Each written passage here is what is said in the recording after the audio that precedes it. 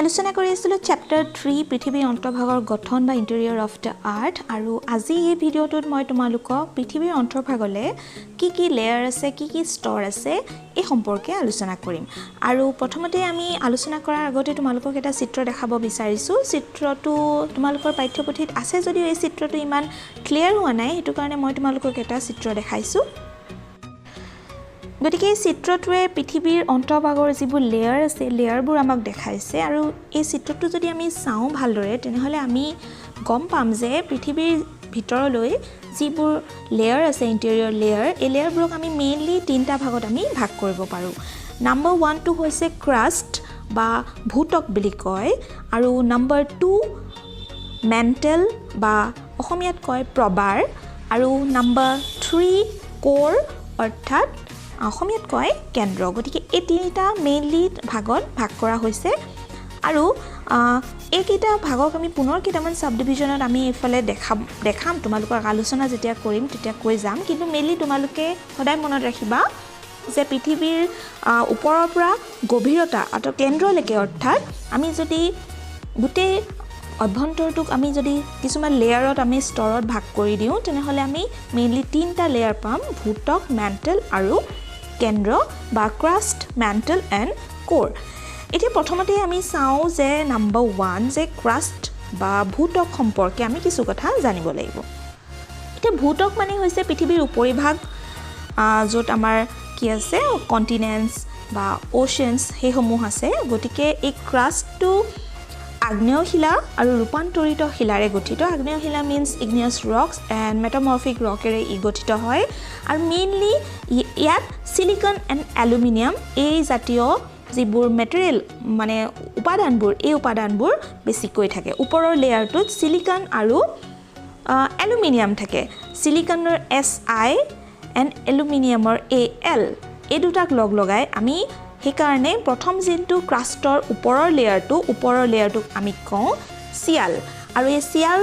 স্তৰৰ যিবোৰ শিলা এই শিলাবোৰৰ ঘনত্ব হৈছে বা ডেন্সিটি হৈছে 2.65 ৰ পৰা 2.70 আৰু আমি পৃথিৱীৰ অন্তৰ্ভাগলে প্ৰায় 45 কিলোমিটাৰ তললৈকে আমি কি পাওঁ এই ক্ৰাষ্ট বা এই ভূতক স্তৰটো আমি পাওঁ তাৰ পিছত এই ক্ৰাষ্টৰে আকৌ সিয়ালৰ তলৰ অংশটোত মেইনলি কি পায় সিলিকন এণ্ড মেগনেছিয়াম গতিকে এই সিলিকন এণ্ড মেগনেছিয়ামৰ এই শব্দ দুটাৰ প্ৰথম দুটা আখৰ লগাই আমি এই স্তৰটোক কি নামেৰে নামকৰণ কৰিব পাৰোঁ আমি সীমা নামেৰে নামকৰণ কৰিব পাৰোঁ গতিকে সিয়ালৰ তলতে থকা স্তৰটো হৈছে সীমা আৰু এই সিয়াল সীমা এই দুইটাই কিন্তু ক্ৰাষ্টৰ অন্তৰ্ভুক্ত অৰ্থাৎ ভূতকৰ অন্তৰ্ভুক্ত আৰু এই যিটো সীমা স্তৰ আছে সীমা স্তৰটোৰ শিলবোৰৰ ডেন্সিটি হ'ল 2.75 ৰ পৰা 2.90 এতিয়া আমি তেনেহলে ক'ব পাৰোঁ যে এই সিয়াল এণ্ড সীমা এই দুটা স্তৰেই কি হৈছে ক্ৰাষ্টটো গঠন হৈছে অৰ্থাৎ ক্ৰাষ্টটোৰ আমি ওপৰৰ এই লেয়াৰটোক আমি কি বুলি কওঁ অস্মমণ্ডল বুলি কওঁ আৰু লিথোস্ফিয়াৰ বুলিও ইয়াক কওঁ আৰু লিথোস্ফিয়াৰ মানে হৈছে তেনেহলে ক্ৰাষ্টৰে এটা অংশ তাৰপিছত আহিলে নাম্বাৰ 2 হৈছে মেণ্টেল বা প্ৰবাৰ অসমীয়াত কয় প্ৰবাৰ আৰু ই য'ৰ পৰা মানে ক্ৰাষ্ট শেষ হৈছে ক্ৰাষ্ট শেষ হোৱাৰ পৰা তললৈকে ই প্ৰায় 2900 কিলোমিটাৰ তললৈকে ই বিস্তৃত হৈ আছে আৰু মেইনলি ইয়াত কি পায় যিবোৰ অলিভিন জাতীয় ৰক ইয়াত পোৱা যায় আৰু এই ৰকবোৰৰ ডেন্সিটি হৈছে 3.3 পৰা 5.0 গতিকে মেণ্টেল স্তৰৰ যিবোৰ শিলা এই শিলাবোৰৰ ডেন্সিটি 3.3 পৰা 5.0 আৰু এই স্তৰৰ যিবোৰ শিলা এই শিলাবোৰ এই ওপৰৰ ফালে দেখিছানে এই ওপৰৰ এই লেয়াৰটো মেণ্টেলৰ এই ওপৰৰ লেয়াৰটো অলপমান অৰ্ধগলিত বা অলপমান লিকুইড ষ্টেটত পোৱা যায় লিকুইড মানে ই হৈছে ভিস্কছ ষ্টেট আৰু এই ষ্টেটটোক তেনেহলে আমি কি নামেৰে নামকৰণ কৰিব পাৰোঁ ইয়াক এস্থেনোস্ফিয়াৰ বুলিও কোৱা হয় গতিকে এস্থেনোস্ফিয়াৰ মানে হৈছে যে ভূতকৰ পৰা যিটো মানে তললে অৰ্থাৎ এই মেণ্টেল ষ্টৰৰ কিন্তু ওপৰত ভূতকৰ ক্ৰাষ্টৰ তলত প্ৰায় কিমান হয় 100 পৰা 400 কিলোমিটাৰ গভীৰতাত আমি যিটো মণ্ডল পাওঁ এই ওপৰৰ অংশটোক আমি কি নামেৰে নামকৰণ কৰিছো এষ্ট্ৰেনোস্ফিয়াৰ বা অসমীয়াত তাক কি বুলি কয় কৃষ্মণ্ডল বুলি কোৱা হয় এতিয়া এই কৃষ্মণ্ডল বা এই এষ্ট্ৰেনোস্ফিয়াৰৰ যিটো লেয়াৰ আছে এই লেয়াৰটোতে যিবোৰ গলিত মানে মেগমাবোৰ থাকে আৰু তাৰ পৰাই যেতিয়া ভলকেনো হয় ভলকেনো হলে তাৰ পৰাই কি হয় মেগমাবোৰ ওপৰলৈ ওলাই আহি পেলাই লাভাৰ ৰূপ লোৱা দেখা পোৱা যায় বা ভলকেনৰ ৰূপ লোৱা দেখা পোৱা যায় এতিয়া তাৰ পিছত ইয়াত আকৌ এটা কথা মন কৰিবা ইয়াত এটা কোৱেশ্চন আহে যে ক্ৰাষ্ট দেখিছো আমি ক্ৰাষ্ট আৰু মেণ্টেল এই দুটা লেয়াৰৰ মাজত যিটো লেয়াৰে ক্ৰাষ্টক মেণ্টেলৰ পৰা পৃথক কৰিছে অৰ্থাৎ যিটো লেয়াৰে মেণ্টেল বা প্ৰবাৰক ক্ৰাষ্ট বা ভূতকৰ পৰা পৃথক কৰিছে এই লেয়াৰটোক নামটো আমি ক'ব পাৰোঁ মহো MOHO মহো আৰু ইয়াৰ ফুল ফৰ্মটো হৈছে মোহৰভিচিক ডিসকণ্টিনিউটি অৰ্থাৎ আমি এই স্তৰটোক বা এই পৃথকীকৰণ পৃষ্ঠখনক আমি মোহৰভিচিক বিচ্ছিন্নতা বা মহো বুলিও আমি নামকৰণ কৰিব পাৰোঁ কেতিয়াবা কোৱেশ্চন আহে যে ক্ৰাষ্ট আৰু মেণ্টেল পৃথককাৰী যিখন লেয়াৰ এই লেয়াৰটোৰ নাম লিখা তেতিয়া তোমালোকে লিখিবা মহো তাৰপিছত নেক্সট আমি নম্বৰ 3 যে কোৰ এতিয়া কোৰ বা যিটোক আমি অসমীয়াত কৈছোঁ কেন্দ্ৰমণ্ডল এতিয়া কেন্দ্ৰমণ্ডল আছে একদম য'ৰ পৰা মেণ্টেল শেষ হৈছে 2900 কিলোমিটাৰ য'ত মেণ্টেল শেষ হ'ল মেণ্টেলৰ পৰা একদম কেন্দ্ৰলৈকে আৰু পৃথিৱীৰ কেন্দ্ৰলৈকে এই অংশটোক আমি কি বুলি কওঁ কোৰ বা পৃথিৱীৰ গৰ্ভ বা কেন্দ্ৰমণ্ডল বুলি আমি কওঁ আৰু এই স্তৰটো সাধাৰণতে নিকেল আৰু ফেৰাছ অৰ্থাৎ নিকেল আৰু ফেৰাছ এই জাতীয় পদাৰ্থৰে গঠিত হয় আৰু সেইটো কাৰণে এই স্তৰটোক নিফে বুলিও নামকৰণ কৰিব পাৰোঁ এতিয়া এই নিফে স্তৰৰ যিটো ডেন্সিটি হ'ল 5.1 পৰা 13.0 আৰু ইয়াত আমি এটা কথা ক'ব পাৰোঁ যিহেতু এই নিকেলছ আৰু ফেৰাছ এই যিবোৰ পদাৰ্থ এই পদাৰ্থবোৰ কিন্তু বহুত বেছি ঘনত্বৰ বহুত বেছি মানে হাই ডেন্সিটিৰ মেটেৰিয়েল হয় গতিকে আমি ক'ব পাৰোঁ যে পৃথিৱীৰ কেন্দ্ৰত বেছি ডেন্সিটিৰ মেটেৰিয়েলবোৰ পোৱা যায় কম্পেয়াৰ্ড টু মানে এই ক্ৰাষ্টতকৈ তাৰপিছত আকৌ আমি এই কোৰটোকো আমি দুটা ভাগত ভাগ কৰিছোঁ এটা হৈছে আউটাৰ কোৰ দেখিছা আৰু এটা হৈছে ইনাৰ কোৰ আৰু আউটাৰ কোৰটো অলপমান লিকুইড ষ্টেটত থাকে কিন্তু ইনাৰ কোৰটো একদম গোটা অৱস্থাত অৰ্থাৎ সলিড ষ্টেটত আমি পাওঁ আৰু এটা কথা তোমালোকৰ ইয়াত মই আৰু ক'বলৈ থাকি গ'ল যে ক্ৰাষ্টটো সাধাৰণতে কি হয় গোটা অৱস্থাত আমি পাওঁ আৰু যিটো মেণ্টেল ষ্টৰ আছে এই মেণ্টেল ষ্টৰটো অকণমান অৰ্ধগলিত অৱস্থাত বা অলপমান গলিত অৱস্থাত আমি পাওঁ আৰু মেইনলি তাৰপিছত আউটাৰ কোৰটো লিকুইড ষ্টেটত পাওঁ আৰু হাতে ইনাৰ কোৰটো একদম সলিড ষ্টেটত পাওঁ গতিকে আমি পৃথিৱীখনৰ কেন্দ্ৰৰ ফালে কি ধৰণৰ লেয়াৰ আছে আমি চিত্ৰটোত আমি গম পালোঁ যে ক্ৰাষ্ট মেণ্টেল আৰু কোৰ তোমালোকক আৰু এটা চিত্ৰ দেখাইছোঁ একেধৰণৰ গতিকে তোমালোকে এই চিত্ৰটো চাইও কথাবোৰ গম পাবা যে প্ৰথমতে পৃথিৱীৰ উপৰিভাগটো আমি লিথোস্ফিয়াৰ বুলি কৈছোঁ দেখিছা লিথোস্ফিয়াৰটোতে গোটেই কি আছে মহাদেশ মহাসাগৰবোৰ আছে তাৰ তলৰ স্তৰটো হৈছে ক্ৰাষ্ট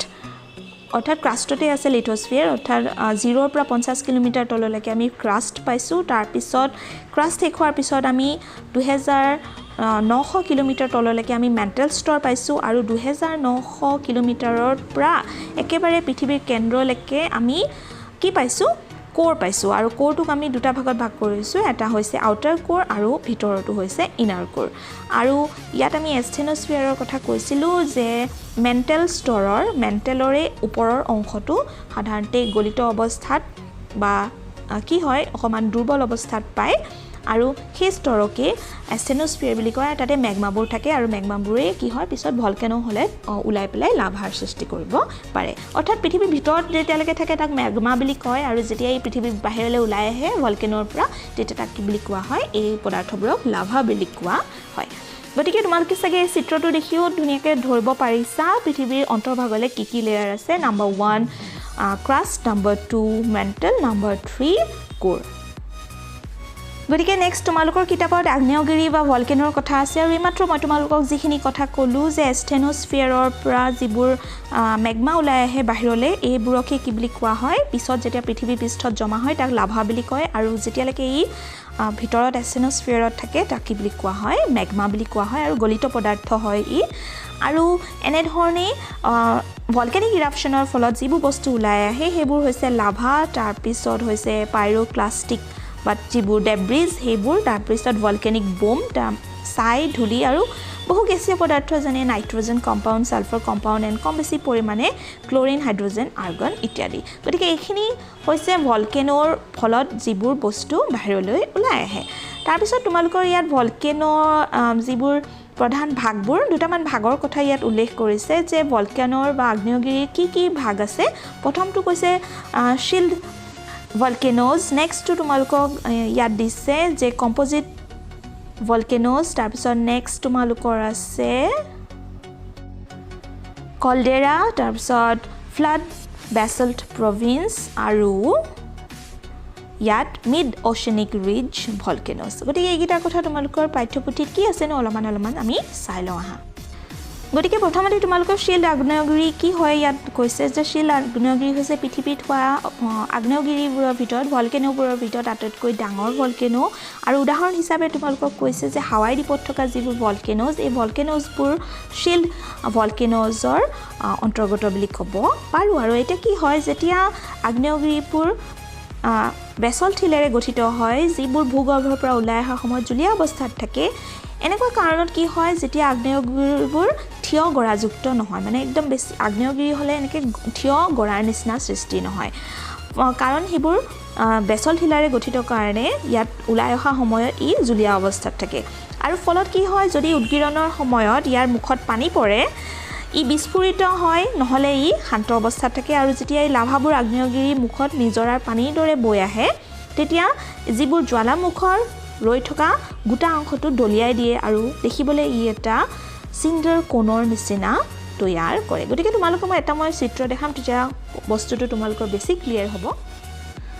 গতিকে তোমালোকে দেখিছা এইটো হৈছে শিল্ড ভলকেনো গতিকে চিণ্ডাৰ কোল ভলকেনো এই দুটা ভলকেনো তোমালোকে চিত্ৰটোত চোৱা তাৰ উপৰিও আৰু এটা চিত্ৰ দেখাইছোঁ এখন ফটো এইখনেও শিল্ড ভলকেনো দেখাইছে ই বেছি ওখ নহয় ই অলপমান বাকীবোৰ ভলকেনতকৈ কি হয় অলপমান চাপৰ নিচিনা হয় কাৰণ ই ওলাই অহা সময়ত জুলীয়া অৱস্থা থকাৰ কাৰণে ই থিয় গৰাযুক্ত হোৱা দেখা পোৱা নাযায় তাৰ উপৰিও আৰু তোমালোকৰ চিণ্ডাৰ কোন কেনেকুৱা ধৰণৰ হয় চোৱাচোন গতিকে এইটো এটা চিণ্ডাৰ কোন তোমালোকৰ কিতাপত যি উল্লেখ কৰিছে এই দেখিবলৈ এটা চিণ্ডাৰ কোনৰ নিচিনা হৈছে গতিকে এইটো এটা চিত্ৰ চিণ্ডাৰ কোন ভলকেনৰ নেক্সটটো হৈছে কম্পজিট ভলকেনোজ এই কম্পজিট ভলকেনোবোৰ অলপমান চিণ্ডাৰ অৰ্থাৎ যি আগতে পাইছোঁ শিল্ড ভলকেনো তাতকৈ অলপমান বেলেগ ইয়াত কি কৈছে চোৱা যে এই আগ্নেয়গিৰিৰ পৰা কিছুমান গোটা বা ডাঠ প্ৰকৃতিৰ লাভা ওলাই আহে আমি পাইছিলোঁ আগৰ যিটো শিল্ড ভলকেনো আছিল তাত যিবোৰ ওলাই আহে সেই ওলাই অহা সময়ত জুলীয়া অৱস্থাত থকা বস্তুবোৰ ওলাই আহে কিন্তু ইয়াত কি হয় কিছুমান গোটা বা ডাঠ প্ৰকৃতিৰ লাভা সশব্দৰে ওলাই আহে আৰু ই চাৰিওফালে জমা হয় আৰু লগতে ই লাভাৰ লগতে আৰু কিছুমান বস্তু যেনে পাইৰোক্লাষ্টিক যিবোৰ পদাৰ্থ এই পদাৰ্থবোৰ বা ছাই এইবোৰ কি হয় চাৰিওফালে জমা হোৱা দেখা পোৱা যায় আৰু এনেকুৱা ধৰণে আগ্নেয়গিৰি ভলকেনোটো মুখৰ যেইফালেদি ওলাই আহে সেই মুখৰ বিন্ধাৰ চাৰিওফালে ই ষ্টৰ লেয়াৰ হৈ ই জমা হোৱা দেখা পোৱা যায় আৰু ফলত ই কি হয় এটা কম্পজিট ভলকেনৰ নিচিনা সৃষ্টি হোৱা দেখা পোৱা যায় গতিকে চিত্ৰত তোমালোকক এইটো কম্পজিট আগ্নেয়গিৰি দেখাইছে তাৰপিছত নেক্সট আমি কলডেৰাৰ বিষয়ে পঢ়োঁ যে কলডেৰাবোৰ হৈছে আটাইতকৈ ভয়ংকৰভাৱে বিস্ফোৰিত হোৱা আগ্নেয়গিৰি আমি পাইছিলোঁ আগৰকেইটা ইমান ভয়ংকৰভাৱে বিস্ফোৰণ নহয় শিল্ড আগ্নেয়গিৰিও যেতিয়ালৈকে তাত পানী নপৰে তাৰপিছত কম্পজিট আগ্নেয়গিৰিও তেনেকুৱা ধৰণে ইমান ডাঙৰ শব্দ কৰি অলপ শব্দ কৰে কিন্তু ইমান অধিক ধৰণে বিস্ফোৰিত হোৱা দেখা পোৱা নাযায় কিন্তু কলডেৰাটো হৈছে অধিক বিস্ফোৰিত অৰ্থাৎ বেছি সাউণ্ড কৰি একদম কি হয় ই বিস্ফোৰণ হয় আৰু এই আগ্নেয়গিৰি ইমান জোৰে বিস্ফোৰণ হয় যে ই ওখ স্থান নিৰ্মাণ কৰাৰ পৰিৱৰ্তে আগৰ পাহাৰখনক ধ্বংস কৰি পেলায় অৰ্থাৎ ই মানে ওখ নতুন পাহাৰ এটা সৃষ্টি নকৰে লেয়াৰবোৰে কি হয় ইমানেই স্পীডত ই বাহিৰলৈ ওলাই আহে ওপৰত যদি অলপমান ওখ অংশ আছিলে এই অংশটো মানে চূৰ্ণ বিচূৰ্ণ কৰি কি কৰি পেলাই ই তললৈহে মানে গাঁতৰ নিচিনাহে সৃষ্টি কৰা দেখা পোৱা যায় আৰু এনেকুৱা যি উদগীৰণ হয় এই উদগীৰণে মেগমা গহ্বৰত যথেষ্ট পৰিমাণে মেগমা সঞ্চিত হৈ থকাৰ লগতে ই ধৰাপৃষ্ঠৰ নিচেই ওচৰত অৱস্থিত যে সেই কথাটোৰে গম দিয়ে গতিকে আমি গম পালোঁ যে কি হয় ইয়াতে যে যিহেতু ই অতি শব্দ কৰি বিস্ফোৰিত হয় সেইটো কাৰণে গাঁতৰ সৃষ্টি হয় আৰু গাঁতৰ সৃষ্টি হৈ পেলাই এনেকুৱা উদগীৰণে কি হয় যিটো মেগমা গহ্বৰ যিফালেদি মেগমা ওলাই আহে এই মেগমা গহ্বৰত যথেষ্ট পৰিমাণে মেগমা সঞ্চিত কৰে গতিকে চোৱাচোন এইটো এটা হৈছে কলডেৰা দেখিছোঁ আমি যে ই কি কৰিছে গোটেই মানে এটা গাঁতৰ নিচিনা সৃষ্টি কৰিছে পিছত ইয়াত পানী জমা হোৱা দেখা পোৱা গৈছে আৰু তলৰ ফালে ইয়াত মেগমা মানে জমা হোৱা দেখা পোৱা যায় আৰু এই যিহেতু বহুত বেছি মানে জোৰত বিস্ফোৰিত হয় সেইটো কাৰণে কি হয় যিখন পাহাৰেদি মেগমা ওলাই আহে গোটেই পাহাৰখনকে ধ্বংস কৰি পেলাই এই গাঁতৰ নিচিনা সৃষ্টি কৰা দেখা পোৱা যায় গতিকে এইটো হ'ল কলডেৰা নেক্সট আমি চাওঁ যে বেছল্টৰ যি বন্যা অঞ্চল বুলি কৈছে বা ফ্লাড বেছল্ট প্ৰভিন্স এইটো কি হয় এইবোৰ হৈছে সব আগ্নেয়গিৰি বা ভলকেনৰ একোটা প্ৰকাৰ এতিয়া এনেকুৱা ধৰণৰ ভলকেনত কি হয় আকৌ ইয়াত খুব বেছি পনীয়া লাভা ওলাই আহে পনীয়া কাৰণে ই বহুত দূৰলৈকে কি হৈ যায় বৈ যায় মানে ই একদম পাহাৰ এটাৰ সৃষ্টি নকৰে ই পনীয়া কাৰণে বহুত দূৰলৈকে বৈ যোৱা দেখা পোৱা যায় আৰু বহুত আমি জানো যে কি ওলাই আহে ভলকেনৰ লগত বেছল্ট ওলাই আহে বেছল্ট ৰক আৰু এই বেছল্ট হিলৰ এটা কি হয় বৈ যোৱাৰ কাৰণে বহু ডাঙৰ এৰিয়া এটা হাজাৰ হাজাৰ স্কয়াৰ কিলোমিটাৰ এৰিয়া এটা বেছল্ট হিলৰ ডাঠ এটা লেয়াৰৰ সৃষ্টি কৰা দেখা পোৱা যায় আৰু এই যিবোৰ ওলাই আহে লাভাবোৰ এই লাভাবোৰ প্ৰায় 50 মিটাৰ পৰ্যন্ত ডাঠ হোৱা দেখা পোৱা যায় আৰু আমি যদি উদাহৰণ হিচাপে লওঁ এনেকুৱা এটা ফ্লাড যিটো বেছল্ট প্ৰভিন্স এটা আমি উদাহৰণ হিচাপে আমাৰ ভাৰতৰ দাক্ষিণাত্য অঞ্চলৰ মহাৰাষ্ট্ৰ মালভূমি আমি ক'ব পাৰোঁ ই হৈছে এটা বেছল্টৰ বন্যা অঞ্চল গতিকে তোমালোকক যদি কেতিয়াবা কোৱেশ্চন আহে যে বেছল্ট বন্যা অঞ্চলৰ এটা উদাহৰণ দিয়া তেনেহ'লে তোমালোকে ভাৰতৰ দাক্ষিণাত্য অঞ্চলৰ মহাৰাষ্ট্ৰ মালভূমিৰ কথা লিখিব পাৰা তাৰপিছত নেক্সট আহিলে আৰু কেনেকুৱা ধৰণৰ আগ্নেয়গিৰি বা ভলকেনো থাকিব পাৰে যে মিড অ'চেনিক যিবোৰ ৰিজ এই ভলকেনোবোৰো হৈছে এটা ভলকেনৰ প্ৰকাৰ আৰু এইবোৰ ক'ত হয় সাগৰ মহাসাগৰৰ তলত হয় মানে আমি জানো সাগৰ মহাসাগৰৰ তলতো বহুত ডাঙৰ ডাঙৰ শৈলশিৰা থাকে এই শৈলশিৰাবোৰ বা যিবোৰ অ'চেনিক ৰিজ থাকে এইবোৰৰ পৰাও কেতিয়াবা ভলকেনিক ইৰাপশ্যন হোৱা দেখা পোৱা যায় গতিকে এইবোৰেই হ'ল কিছুমান প্ৰকাৰ গতিকে এইখিনি কথা তোমালোকে ভালদৰে চাবা তাৰপিছত আৰু কি আছে চাওঁ আহা তাৰপিছত আমি জানিব লাগিব যে যিবোৰ ভলকেনো ওলালে ভলকেনৰ মানে লাভা ওলালে এইবোৰৰ পৰা কিছুমান নতুন নতুন লেণ্ডফৰ্ম গঠন হোৱা দেখা পোৱা যায় যিবোৰক আমি কি বুলি কওঁ ভলকেনিক লেণ্ডফৰ্ম বুলি কওঁ বা আগ্নেয় যিবোৰ ভূ অৱয়ব যেনে ধৰণে কি হয় এই লাভাবোৰৰ ফলত নতুন ধৰণৰ এটা লেণ্ডফৰ্মৰ সৃষ্টি হ'ব পাৰে আমি ক'লোৱেই যে বেছল্টৰ বন্যা অঞ্চল এনেকুৱা বহুত দূৰ বিয়পি যোৱাৰ ফলত এটা ডাঠ লেয়াৰৰ সৃষ্টি হ'ল আকৌ আমি পাইছিলোঁ যে কলডেৰা অৰ্থাৎ ই গাঁতৰ নিচিনা সৃষ্টি হৈছিলে বা ইয়াৰ আগতে আমি যিবোৰ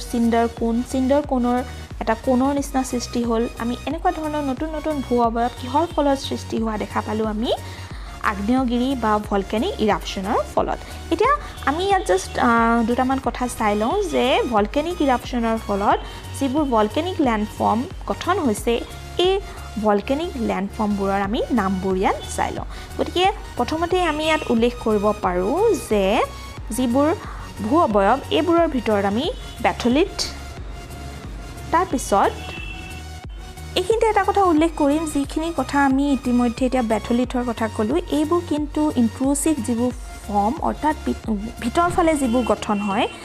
মানে এতিয়া ধৰি লোৱা এই চিত্ৰটো দেখিলে তোমালোকে গম পাবা যে এই পৃথিৱীৰ অন্তঃভাগৰ ভিতৰৰ যিবোৰ নতুন নতুন ফৰ্ম বা ভূ অৱয়ব গঠন হয় সেইবোৰক আমি কি বুলি কওঁ ইনট্ৰুচিভ ফৰ্ম বা যিবোৰ অন্তঃ গঠন এইবোৰৰ ভিতৰতহে আমি নাম ল'ব পাৰোঁ বেথলিট তাৰপিছত আমি নাম ল'ব পাৰোঁ লোকলিট তাৰপিছত আমি লেপলিট তাৰপিছত ফেকলিট আৰু লাষ্টত হৈছে চিল বা ডাইক আৰু আনহাতে যিবোৰ ওপৰৰ ফালে গঠিত এই ওপৰৰ ফালে যিবোৰ মানে ভলকেনিক ইৰাপশ্যনৰ ফলত ভূগৰ্ভৰ ওপৰত অৰ্থাৎ ক্ৰাষ্টত আমি যিবোৰ নতুন নতুন লেয়াৰ পাওঁ এই লেয়াৰবোৰৰ ভিতৰত আমি অলৰেডি নাম ল'লোঁ যে আমি কলডেৰাৰ নাম ল'লোঁ তাৰপিছত আমি যিবোৰ কি পাইছিলোঁ চিণ্ডাৰ কোনৰ নাম ল'লোঁ বা এনেকুৱা ধৰণৰ যিবোৰ বেছল্ট ফ্লাড প্ৰভিন্সৰ নাম ল'লোঁ এনেকুৱা ধৰণৰ নতুন নতুন ভূ অৱয়ব ওপৰৰ ফালে ভূপৃষ্ঠৰ গঠন হ'ব পাৰে আৰু যিবোৰ ভিতৰৰ ফালে গঠন হয় যিবোৰ বেথলিথ বা আমি লোকলিথৰ নাম লৈছোঁ এইবোৰ পৃথিৱীৰ অন্তঃভাগ অৰ্থাৎ ভিতৰৰ ফালে গঠন হোৱা দেখা পোৱা যায় গতিকে ছাত্ৰ ছাত্ৰীসকল আশা কৰিছোঁ তোমালোকে লেসনটো আয়ত্ত কৰিব পাৰিছা কথাবোৰ বুজি পাইছা আৰু যদি বুজি পোৱা নাই তেনেহ'লে মোক কমেণ্ট কৰিবা মই তোমালোকক আকৌ বুজাই দিবলৈ যত্ন কৰিম আৰু ভালদৰে আকৌ এবাৰ ভিডিঅ'টো চাবা আৰু ইম্পৰ্টেণ্ট কথাবোৰ নোট কৰি যাবা আৰু তোমালোকক মই এই লেসনটোৰ যিবোৰ কুৱেশ্যন আনসাৰবোৰৰ সৈতে পুনৰ এটা নতুন ভিডিঅ'ত লগ পাম আৰু আজি ভিডিঅ'টো চোৱাৰ কাৰণে তোমালোক সকলোকে মোৰ ফালৰ পৰা ধন্যবাদ Please subscribe my channel and press the bell icon for latest updates